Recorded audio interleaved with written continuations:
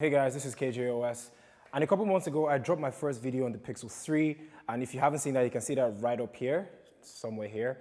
At the ending of that video, I was kind of hyped for the Pixel 4. So I said the things I would want to see in the Pixel 4 or things that have already been leaked already. So from the high refresh rates, a bigger RAM, face unlock and the rest and the gestures. And they didn't disappoint on all those things. All those things were part of what I would want or wanted in the Pixel 4. But the question is it really worth it in 2019? And the answer is not really. And I'll tell you why.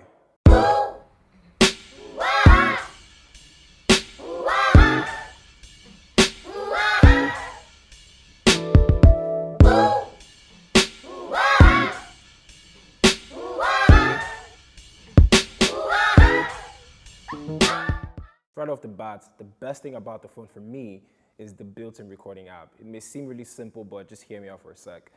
This really allows you to live transcribe words that's being said. So if you're in a meeting, if you're in class, it lets you also search for that particular word you're looking for. So say you're in a three-hour class and you obviously want to check what the lecturer said or what the professor said at a particular time. All you need to do is just search for a particular word and it gets you to the recording of where that word was said. I don't know about you, but I'm going to use this personally, especially when I'm at work. Apart from being the most leaked phone in the history of smartphones, I think the design of the Pixel 4 actually works for me. It's something I actually really like. First of all, it feels like a case is over the phone with the all-round black finish. And at the back, it still has that soft finish that I had in the Pixel 3 and the Pixel 3 XL.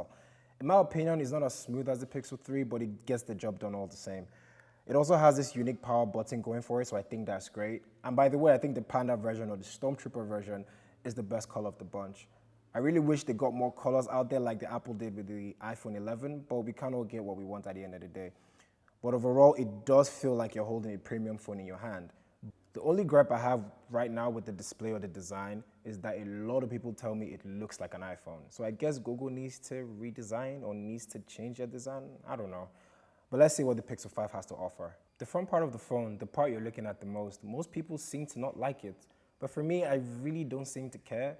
It's very clear that Google are going for functionality as opposed to design when you look at the difference between the 3 and the 4. It houses the selfie cameras, infrared sensors, which gives the fastest face unlock in any smartphone and also comes with gestures. And that brings me to my first issue I have about the Pixel 4. I'm going to say this now, I prefer the fingerprint sensor or the fingerprint scanner than face unlock. It's just better. Every time when I first started using the phone, I found myself reaching to the back of the phone. Every time I wanted to unlock, then I had to just use this thing that is not secure. So Google, if you're going to make the fastest face unlock in any smartphone, at least can you make it a bit more secure? It's so good. Face unlock is the new system by Google, right? So it's so good. It unlocks with your eyes closed. And I know you guys have seen this online, so let me just do my test.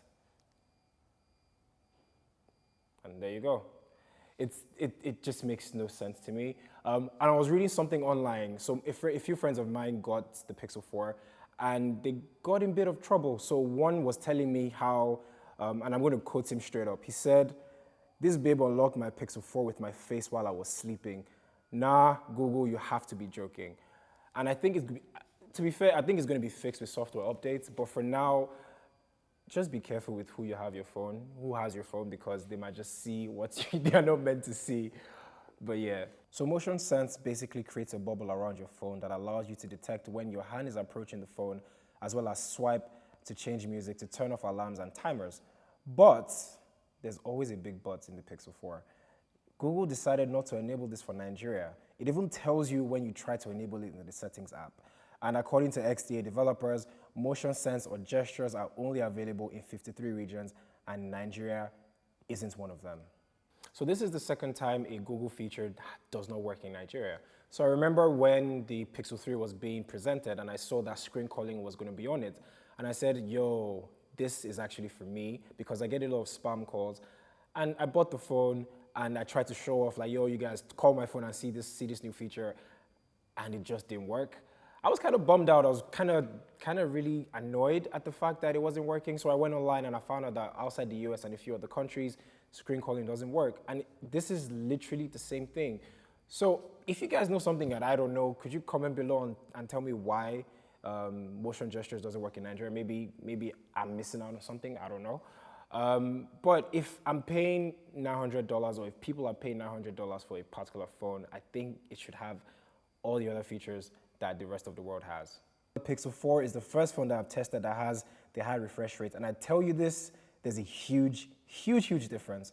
It's something you have to personally try to see the difference, and the camera obviously won't get it, but in simple terms, it's like looking at a 60 frames per second video constantly. Anyway, nothing in life is really good to be true, so if you're going to use the 90Hz display on the Pixel 4 constantly, it's going to hit your battery really hard, which brings me to my second con of the day. So I tested out the battery on the Pixel 4, the smaller one, on two things. I used the 60Hz display for a full day, and I used 90Hz for another full day. And the battery on both weren't so great, to be very honest. The small Pixel has a 2,800 mAh battery, and I think it's the smallest battery I've seen in a smartphone in a very long time. And you wonder why in 2019, Google still makes a phone that has a smaller battery than the Pixel 3 that came out 2 years ago. I need some answers here. So I'm a very heavy user for one. I constantly have my brightness on to the max because this particular Pixel 2 doesn't do well in sunlight. I'm constantly playing Injustice 2, I'm listening to Spotify and using Google Maps and different amount of apps on my phone. And speaking of which, a little help to the people of Nigeria. After a lot of research, after my recent harassment by the police, I found an app called Report Gov by Pebec. It basically allows you to report any complaint against any government agency, and the great thing about them is that they resolve this in 72 hours. So I think you guys should check it out for people that are having issues with the police or any government agency. Anyway, adding all these things to a 90Hz refresh rate, I got around 3 hours of screen on time, which isn't really great. It's like D or C minus when it comes to battery life. I found myself also charging it twice a day. So first at midday and just before I sleep. Then I switched to the 60Hz, which gave me about 4 hours or 4.5 hours of screen on time, which isn't also good. So honestly, if you really want to enjoy the Pixel 4, it's better to get the 4 XL, which has a 3,700 mAh battery. Hopefully, Google will listen to our feedback and give us better battery in the Pixel 5. From the Pixel 1, the Pixel 2, and the Pixel 3, Google have been the king of cameras, and this year there was really no exception. So the iPhone 11 Pro and the 11 Pro Max came out and blew everybody out of the water with the 3-camera system. So from the wide angle, the telephoto, and the ultra-wide. With all these things being said, do people really care about the ultra-wide camera? So I did the poll on my Instagram and my Twitter, and I asked my followers if you would mind having, when you're getting your next smartphone, would you want to have an ultra-wide on your phone? And a lot of people said no, but which begs the question, are you saying no because you actually don't care about an ultra-wide, or you really don't know what an ultra-wide is? Yeah, we have to find out. The Pixel 4 has a primary 12-megapixel camera and a 16-megapixel 2x telephoto lens. The Pixel 4 camera is similar to the Pixel 3, but with also decent improvements.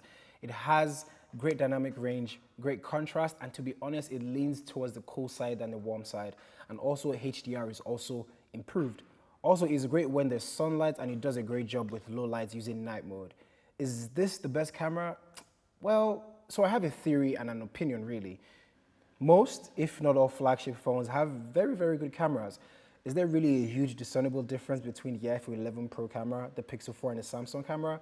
Well, personally, I don't think so. But unlike last year, when the Pixel 3 was the camera king, Apple saw that and said, you know what, we can't really have another competitor taking our place. So they bumped up the camera specs and made it great. I don't think there's a camera king right now. A lot of phones take great images. So when choosing a smartphone, I really think we should start looking at other features outside the camera if we're going to fork out $700 to $1,000 on a phone. But I will say this though, the iPhone 11 and the 11 Pro are still kings when it comes to video and video stabilization. So a few weeks after this phone dropped, there was a bit of people were already concluding. People thought it was a very disappointing phone, and that could be because it's the most leaked phone in the history of smartphones, and some really just jumped on the bandwagon. But honestly, it's very hard to recommend this phone to my friends and family. It's so great, it's still hard to recommend. So you look at their top selling factor. The motion sense and gestures don't even work in Nigeria.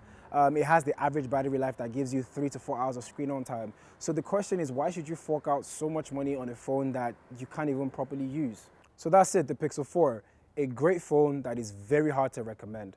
But hopefully the Pixel 5 will be way better than this year. And the leaks also would reduce drastically, because with the leaks, it kind of heightens people's expectations. So hopefully that'll change. And if you're still going to buy this phone after this video, please comment below and let me know. And If you like this video, please give it a thumbs up and don't forget to subscribe to my channel as this helps the channel grow.